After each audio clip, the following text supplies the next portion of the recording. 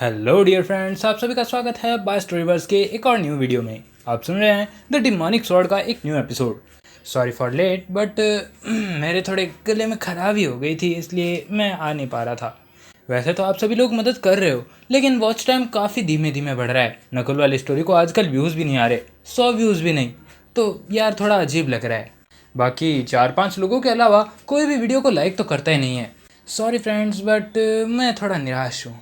तो चलो कोई नहीं, मैं वैसे भी डिस्क्लेमर दे देता हूँ। हमारे इस वीडियो में 18+ मोमेंट जैसे लड़ाई झगड़ा मारकाट खून खराबा और रोमांटिक सीन्स भी है, तो प्लीज़ अपने मम्मी पापा की परमिशन लेकर ही देखना।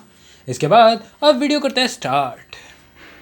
जैसा कि आप सभी ने लास्ट एपिसोड में सुना ही था, नकुल और डैनियल का आमना सामना हो चुका था। जिसके बाद डैनियल ने नकुल को अपने साथ डिनर पर इनवाइट किया था, उसके बाकी सारे दोस्तों की मंडली के साथ। लेकिन नकुल ने भरी भीड़ के सामने डैनियल के इस ऑफर को ठुकरा दिया था और साफ ना कहकर वहां से पलट कर निकल लिया था। यह सब शायद नकुल के लिए कॉमन था, लेकिन उस एकेडमी और उन लोगों के लिए यह सब बिल्कुल भी कॉमन नहीं था, क्योंकि इस समय जिसकी बेइज्जती हुई थी वो था डैनियल, जिसका रिकॉर्ड आज तक इस एकेडमी ने बनाया था। लेकिन वंश नाम के इस बंदे ने ना सिर्फ डैनियल का रिकॉर्ड तोड़ा था, बल्कि उसका घमंड भी। हालांकि अभी तक वो सब हुआ नहीं था, लेकिन फिर भी डैनियल का ऑफर ठुकरा देना उसके घमंड को चोट पहुंचाना तो था ही, क्योंकि इस समय डैनियल के चेहरे पर मुस्कुराते हुए भी कुछ नसें उभरती हुई दिखाई दे सकती थी। वहीं दूसरी ओर एक आंख पर पट्टी बांधे प्रोफेसर मेगन पहले से ही अपनी क्लास में मौजूद थी और वहां पर मिस मेगन सभी स्टूडेंट्स के इकट्ठा होने का इंतजार ही कर रही थी। और इस समय तक नकुल पहले ही उनकी क्लास में प्रेजेंट था।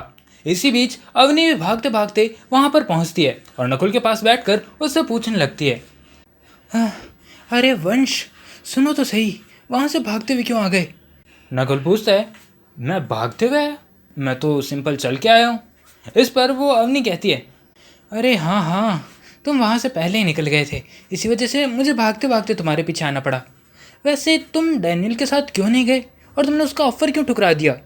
अवनी की इस बात पर नकुल बड़े ही शांति से जवाब देता है, क्यों ठुकरा दिया का क्या मतलब होता है? मेरी क्लास थी इसलिए मैं नहीं गया। नकुल की ये बात सुनकर अवनी फिर से उससे एक सवाल पूछती है, लेकिन क्या वो लड़का इस पूरी एकेडमी का सबसे मशहूर लड़का नहीं है? मतलब सबसे मशहूर इंसान जो कि इस एकेडमी में पूरी तरीके से फेमस हो, और तुमने उसे ऐसे मना कर दिया? कहीं उसे अपनी बेइज्जती लगी तो? नकुल अवनी की बात सुनता है और फिर उसे जवाब देता है, हाँ तो मैं क्या करूँ? किसी को इसमें अपनी बेइज्जती लगती है, कुछ और लगता है, तो मैं क्या करूँ? मेरी तो क्लास थी ना, और ये क्लास ही मुझे ताकतवर बनाने वाली है। अब ऐसा तो है नहीं कि उस नवाबजादे की इज्जत के लिए मैं अपनी क्लास छोड़ दूँ। क्या वो इसके बदले मुझे ताकत दिलवाएगा? नहीं, वो बस अपना काम निकलवाएगा, और वो भी सिर्फ मेरी बेइज्जती करने के लिए मुझे वहाँ पर बुला रहा होगा। नकुल की ये बात शायद काफ़ी हद तक सही भी थी, लेकिन उसकी इस बात पर अवनी फिर से उसे कहती है, लेकिन इन नवाबजादों के लिए अपनी इज्जत और रुतबा ही तो सबसे बड़ी चीज़ होती है। अगर तुमने उसे ऐसे मना किया है तो इसका पूरा आसार है कि उसका पूरा ग्रुप तुमसे मिलकर बदला लेगा। कहीं अगर उसने तुम्हारे साथ कुछ ऐसा वैसा कर दिया तो? नकुल इसकी बात सुनता है और फिर उसे जवाब देता है, मुझे नहीं पता क्या आने वाला है, लेकिन अभी के लिए प्लीज़ क्लास पर ध्यान दो, ताकि मैं भी पढ़ सकूँ और तुम भी। जो होना है वो तो वैसे भी होकर ही रहेगा, तो उसके लिए हम कुछ नहीं कर सकते। इसके बाद नकुल अपना पूरा ध्यान प्रोफेसर मेगन की क्लास पर लगा देता है। ये क्लास कुछ घंटों तक चलती रहती है और इस क्लास में मिस मेगन ने अपने शक्ति केंद्रों के बारे में अलग अलग जानकारी बताई थी, और इन तीनों शक्ति के केंद्रों का सबसे आम यूज़ कौन सा हो सकता है और कैसे किया जा सकता है, ये सब समझाया था। और देखते देखते कुछ देर बाद ये क्लास खत्म हो जाती है, जिसके बाद अब नकुल अपने कमरे की ओर बढ़ता जा रहा था। और इसी के साथ उसे एक चीज़ और भी समझ आई थी, अवनी की चेतावनी। अवनी ने जो बोला था वो बिल्कुल सटीक था, क्योंकि इस समय दो स्टूडेंट्स उसके कमरे के सामने अपने चेहरे पर एक घमंडी मुस्कान के साथ खड़े थे। क्या तुम्हें लगता है कि लॉर्ड डैनियल का रिकॉर्ड तोड़ देने से तुम्हें उन्हें इग्नोर करने का हक मिल जाता है? बड़े घमंडी इंसान हो यार तुम। और उसकी बात कंप्लीट होने के साथ ही उसके साथ खड़ा दूसरा लड़का भी बोल पड़ता है, हाँ, लॉर्ड डैनियल बहुत ही दयालु है, तुम्हें नहीं पता, लेकिन वो तुम जैसे कीड़े मकोड़ों पर ध्यान भी नहीं देते। लेकिन आज सुबह तुमने साफ तौर पर उनकी बेइज्जती की है। बेहतर होगा कि तुम हमारे साथ चलो और उनके सामने नाक रगड़कर माफ़ी मांगो। और आखिर माजरा क्या था वो नकुल को अच्छे से समझ में आ गया था। तो ये दोनों उस नवाबजादे की नज़रों में नंबर 1 बनने के लिए मुझे बलि का बकरा बनाना चाहते हैं। इन दोनों की तो। नकुल इतना सोचकर अपना सर झटका और बेपरवाह अंदाज में बोलता है, ओह हेलो मिस्टर नमूना नंबर 1 एंड मिस्टर नमूना नंबर 2, ज़रा बताओगे विद्यापीठ अकेडमी की तरफ से सबसे ज़्यादा घायल किसे माना जा सकता है?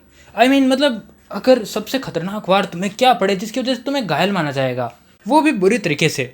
नकुल की वो एक नमूने वाली बात सुनकर वो थोड़ा गुस्सा होने वाले थे, लेकिन आगे नकुल की बात सुनकर उन्हें थोड़ा अजीब सा लग रहा था, जिसके ऊपर वो जवाब देते हुए कहता है, क्या था क्या था क्या था? अरे हाँ, अगर शरीर का कोई भी हिस्सा हमेशा के लिए बेकार कर दिया जाए तो उससे क्या है कि हमेशा के लिए क्या नहीं। अभी वो दोनों कुछ सोच ही रहे थे कि तभी नकुल अपनी दोनों तलवारें निकालने लगता है और ये सब देखकर उनकी आवाज़ बीच में ही लड़खड़ाने लगती है।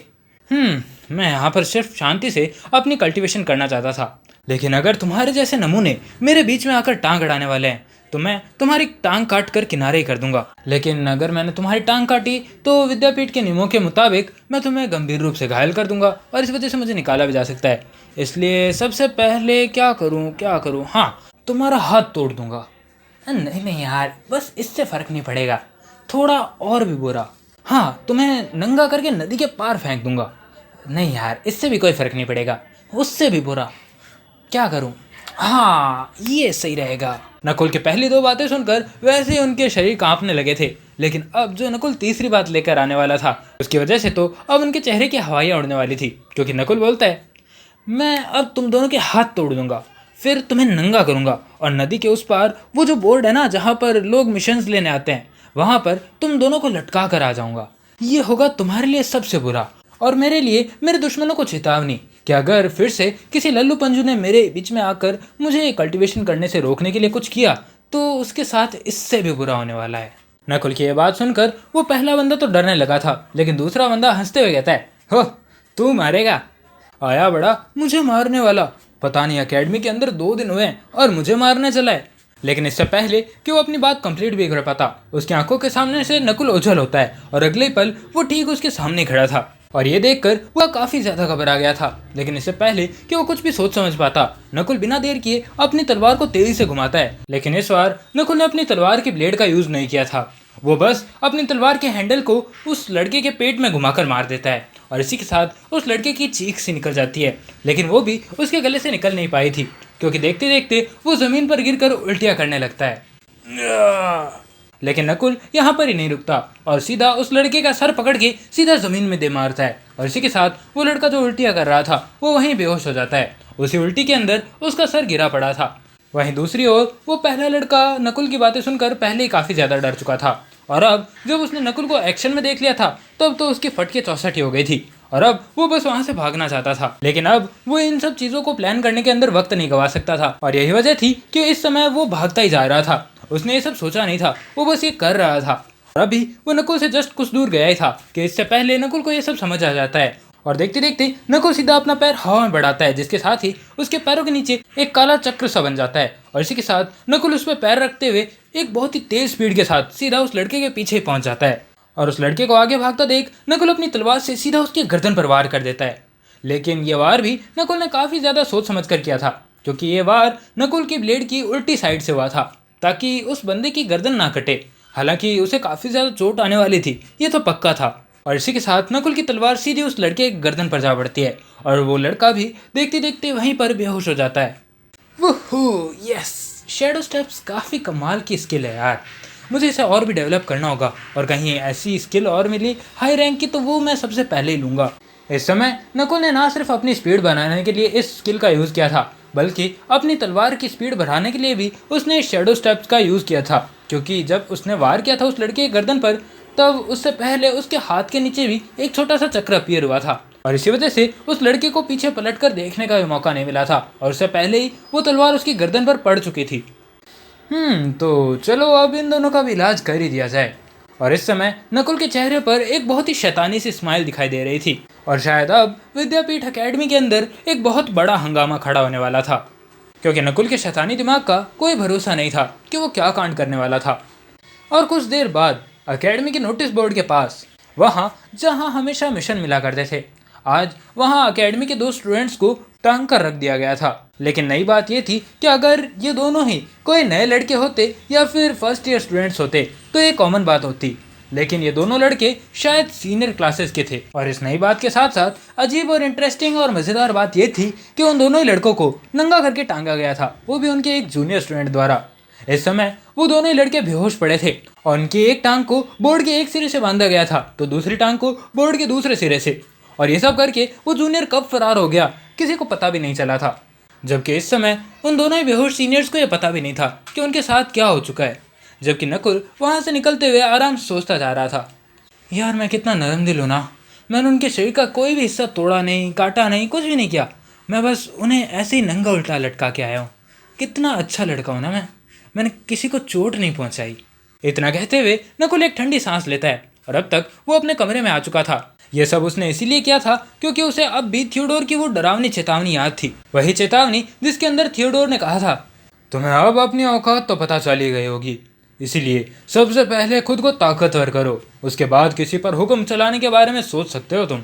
और इसी चेतावनी की वजह से नकुल ने उन दोनों को बिना हाथ पैर तोड़े छोड़ दिया था। चल कोई ना, अब उन्हें कम से कम एक सबक तो मिल ही गया होगा कि अगर अगली बार वो मेरे रास्ते में आएंगे तो उनके साथ क्या क्या हो सकता है, और अगर इसके बाद भी वो मेरे लिए मुसीबत खड़ी करने के लिए आ गया है तो मेरे पास तो वैसे भी इससे नए नए खूंखार तरीके हैं उनको समझाने के लिए। इस समय तक नकुल काफ़ी अच्छे मूड में था क्योंकि उसे अपने नए स्पेल को यूज़ करने का मौका भी मिल गया था और अपनी ताकत भी कुछ हद तक समझ में आ गई थी। इसके साथ साथ उसने कुछ लोगों को एग्जाम्पल बनाकर वहाँ बोर्ड पर भी लटका दिया था कि किसी भी जूनियर के साथ अगर कोई बदसलूकी हुई तो शायद कोई जूनियर ऐसा भी निकल जाए जो इन सीनियर्स का भी बाप निकले।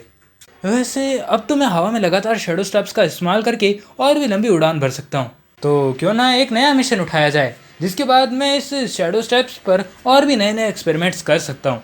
और इतना सोचकर नकुल अपनी ट्रेनिंग करने के लिए बैठ जाता है और इसी के साथ नकुल का वो पूरा दिन अपनी ट्रेनिंग के अंदर बीत जाता है। नकुल कुछ देर रेस्ट करता है और सुबह सुबह उठकर सीधा अपनी रियल बैटल एक्सपीरियंस की क्लास के लिए निकल जाता है। आराम अच्छे से हो गया, अब चलते हैं अपनी क्लास के लिए।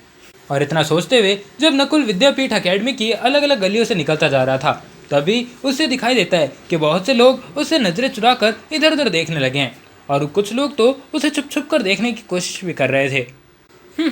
चलो अब कुछ लोगों को ये बात तो समझ में आ ही गई होगी कि मुझसे पंगा पड़ेगा महंगा, कम से कम अब उन दोनों जैसे लल्लू पंजू तो नहीं आएंगे मेरे सामने। नकुल की ये बात सच भी थी क्योंकि नकुल की आंखों से आंखें मिलाने की हिम्मत कोई भी लड़का या लड़की कर नहीं पा रहे थे। अभी नकुल यही सोचते हुए निकल रहा था कि उससे कोई नजरें नहीं मिलाएगा और कोई बात भी नहीं करेगा और चुपचाप वो किसी राजा की तरह रौब झाड़ते हुए यहाँ से निकल जाएगा। लेकिन तभी नकुल के पीछे से एक लड़की की आवाज़ सुनाई देती है, ओए वंश सुन। यह आवाज़ सुनकर नकुल थोड़ा सा रुकता है और इसी के साथ वो आवाज़ तेज होते हुए बोलती है, तो कैसी थी वो लड़ाई, मज़ा आया तुझे इन सीनियर से लड़कर, या इनमें भी कोई दम वाली बात नहीं थी। और जाहिर था कि ये लड़ाई मारकाट और खून खराबे वाली बातें अवनी के अलावा और कौन नहीं कर सकता था। वही नकुल अवनी को नॉर्मल नज़रों से देखते हुए बोलता है, कोई असली लड़ाई थोड़ा ना थी, मुझे तो उनको बच्चों की तरह बस बेहोश करना पड़ा। नकुल का जवाब सुनकर अवनी भी अपना सर हाँ में हिलाने लगती है और आगे बढ़ती रहती है। आजकल की क्लास में हमें एक प्रैक्टिस पार्टनर की ज़रूरत है, क्या मैं तुम पर भरोसा कर सकती हूँ।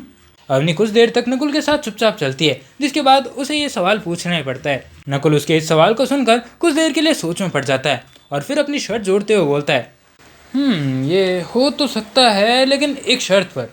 अवनी पूछती है, क्या शर्त बताओ जल्दी जल्दी, मंजूर है मुझे तो।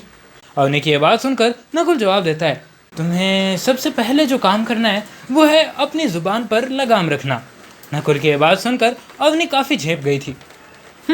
आए बड़े ज़ुबान पर लगाम रखवाने वाले, तुम तो चुप ही हो जाओ, तुम्हें मैं रियल बैटल क्लास में ही बताऊंगी। अवनी ने यह सब काफ़ी गुस्से में कहा था लेकिन फिर भी ये सीन काफ़ी मज़ेदार लग रहा था। अगर कोई ने दूर से देखता तो वो साफ साफ कह सकता था कि ये प्यार भरी नोकझोंक है, लेकिन उस बेचारे को क्या पता कि ये दोनों लड़ाई के प्यार में पागल है और इसी वजह से ये दोनों एक दूसरे से इस तरीके से लड़ रहे हैं। और देखते देखते समय पंख लगाकर उड़ता जाता है और कुछ हफ्ते और बीत जाते हैं। अब नकुल विद्यापीठ अकेडमी में बड़ी ही शांति से अपना टाइम बिताता जा रहा था। उसकी कल्टीवेशन के बारे में समझ भी बड़ी थी और उसकी साधना भी। इस समय नकुल अपनी तीनों क्लासेस लगातार रोज़ अटेंड कर पा रहा था और इसी के साथ उसके बहुत सी चीज़ों के अंदर बहुत सा ज्ञान बढ़ चुका था। ना सिर्फ ज्ञान बल्कि उसकी ताकत भी काफ़ी बढ़ चुकी थी और अवनी के साथ लगातार प्रैक्टिस करने की वजह से वो अपनी नई फाइटिंग स्टाइल का भी पूरी तरीके से आदी हो चुका था। और आज नकुल को अकेडमी में कदम रखे पूरे 2 महीने बीत चुके थे। अब नकुल का पहला टास्क, उसका पहला मिशन उसके सामने था, जो कि कोई भी हो सकता था, क्योंकि इस समय नकुल उस अकेडमी बोर्ड पर कोई भी मिशन चूज करने की फिराक में था। उसके चेहरे पर काफ़ी गंभीर गहरे विचार दिखाई दे रहे थे। डैनियल के चमचों वाले उस कांड के बाद आज तक किसी ने भी नकुल को परेशान करने की जरूरत नहीं उठाई थी। ऊपर से नकुल के पास वो जो ठंडा खुखार हो रहा था, जिसकी वजह से लोग उससे काफ़ी दूर रहते थे, वो भी अब काफ़ी ज़्यादा हद तक बढ़ चुका था। जिसकी वजह साफ सी ये थी कि नकुल इस समय तक कीन बॉडी टेक्निक के अंदर काफ़ी अच्छा माहिर हो चुका था, और इसी वजह से उसका वो खूंखार और काला डार्क ऑरा अब और ज़्यादा डार्क हो चुका था। और इसी रूह खपा देने वाले ऑरा की वजह से कोई भी ज़्यादा नकुल के पास जल्दी से आता नहीं था। वो सब तो ठीक है कि मेरे ऑरा की वजह से कोई भी मेरे पास नहीं आएगा, लेकिन अगर किसी तरह से वो बदला लेना चाहते हैं तो इससे बेहतर मौका उनके लिए शायद ही कुछ और होगा। जितने मिशंस इस समय वहाँ नोटिस बोर्ड पर लटके थे, वो सारे के सारे विद्यापीठ अकेडमी की लिमिट से बाहर थे। यानी नकुल को इस चीज़ के लिए विद्यापीठ अकेडमी को छोड़ना पड़ता और उसकी बाउंड्री से बाहर जाना पड़ता, और इसी वजह से नकुल इस मिशन को उनके लिए एक गोल्डन चांस मान रहा था। अगर किसी भी तरीके से वो दोनों ही नकुल को बाहर पकड़ देते हैं या उसके लिए बाहर कोई जाल बिछा कर रखते हैं, तो नकुल के लिए चीज़ें थोड़ी पेचीदा हो सकती थी। वो तो है, लेकिन ऐसा करने के लिए भी तो उन्हें अकेडमी के अंदर किसी जासूस या गुप्तचर की ज़रूरत पड़ेगी। क्या वो ऐसा कर पाएंगे? खैर, मेरे लिए जो भी जान की साजिश रच रहा है रचने दो। वैसे भी मैं अगर उनका सामना करूंगा तो मुझे अपनी प्रोग्रेस रिपोर्ट ही मिल जाएगी। एक तरीके से तो मेरी टेस्टिंग मशीन ही मेरे सामने चल कर आ रही है, तो मुझे क्या दिक्कत होगी। नकुल ने अकेडमी के अंदर आते टाइम जो कसम खाई थी, वो कसम बाकी के स्टूडेंट्स ने भी खाई थी। इसका मतलब वो जो 2 सीनियर्स थे उनके पास भी वही कसम थी, और यही वजह थी कि अकेडमी के अंदर कोई भी किसी को भी जान से मार नहीं सकता था। अगर कोई किसी का हाथ पैर तोड़ देता या उसे हमेशा के लिए बेकार भी कर देता, तो भी अकेडमी उसे हमेशा के लिए निष्कासित कर देती थी। और इसी वजह से नकुल को उन दोनों को वैसे ही छोड़ना पड़ा था, और यही वजह थी कि वो दोनों भी नकुल को कुछ कर नहीं पा रहे थे। लेकिन वो लोग अब बाहर के लोगों से कनेक्शन बनाकर नकुल के लिए मुसीबतें खड़ी कर सकते थे, या फिर कहीं किसी मिशन का नाम लेकर वो भी बाहर जाकर नकुल के साथ कुछ उल्टा सीधा तो कर ही सकते थे। ये सब उनके लिए काफ़ी आसान होने वाला था, और इसीलिए ये उनके लिए एक गोल्डन चांस भी था। और आखिरकार यही सब सोचते हुए नकुल देखते देखते उस नोटिस बोर्ड पर से सबसे खतरनाक और सबसे हाईएस्ट पे फीस वाला वो मिशन चूज कर लेता है। ये मिशन एक हंटिंग मिशन था, और इसका पर्चा लेकर नकुल सीधा अकेडमी के एग्जिट डोर की ओर बढ़ जाता है। लेकिन इसके बाद भी नकुल को अच्छे से फील हो रहा था कि कुछ नज़रें हैं जो नकुल के ऊपर ही गड़ी है, और इन्हीं नज़रों में से एक नज़र तो ऐसी है जो सबसे ज़्यादा तीखी और गहरी है। मन ही मन ये सोचते हुए नकुल उस ओर देखने लगता है। ओहो, तो ये है वो अंदर का जासूस, बेचारा अकेला चूहा। और इतना कहते हुए नकुल उसी दिशा के अंदर देखने लगता है जिस दिशा से उसे वो नज़रें महसूस हो रही थी। और इस समय नकुल के सामने वही लड़का था जो कि एंट्रेंस एग्जाम में नकुल का दुश्मन बना बैठा था। उसी ने नकुल को एंट्रेंस एग्जाम तक पहुंचने से पहले ही ख़त्म करने के लिए बहुत से जासूस वगैरह लगा रखे थे, जिसके बाद नकुल जैसे तैसे वहाँ से बचकर निकल भी गया था। लेकिन एंट्रेंस एग्जाम में भी उसने नकुल का पीछा नहीं छोड़ा था, और वो जैसे तैसे उस एंट्रेंस एग्जाम में पास तो हुआ था, लेकिन बीच में बोलने की वजह से थियोडोर ने उसके नंबर काट कर उसे एग्जाम से पूरी तरीके से बाहर कर दिया था। वो अलग बात थी कि उसके माँ बाप ने डोनेशन करके उसे जैसे तैसे यहाँ पर भेज ही दिया था, और अब वो नकुल से पूरी तरीके से बदला लेना चाहता था। इस समय बड़ी ही चालाक और शातिर मुस्कान के साथ वो नकुल को देखता जा रहा था। वही नकुल उसे देखकर बोलता है, सैमुअल मोवलोस, देखते हैं तुम्हारा मोवलोस परिवार और तुम मेरा क्या ही बिगाड़ देते हो। यहाँ पर तो तुम्हारा मोवलोस परिवार भी नहीं है ना। इतना कहकर नकुल अपने एकेडमी टोकन को आगे रखे एक पत्थर पर रखता है, जिसके साथ ही वो एंट्रेंस गेट खुल जाता है और नकुल सीधा उससे भागते हुए बाहर चला जाता है। इधर नकुल अकेडमी से बाहर निकला ही था कि उधर सैमुअल मोवलोस के हाथ में एक अजीब सा डब्बा दिखाई देने लगता है।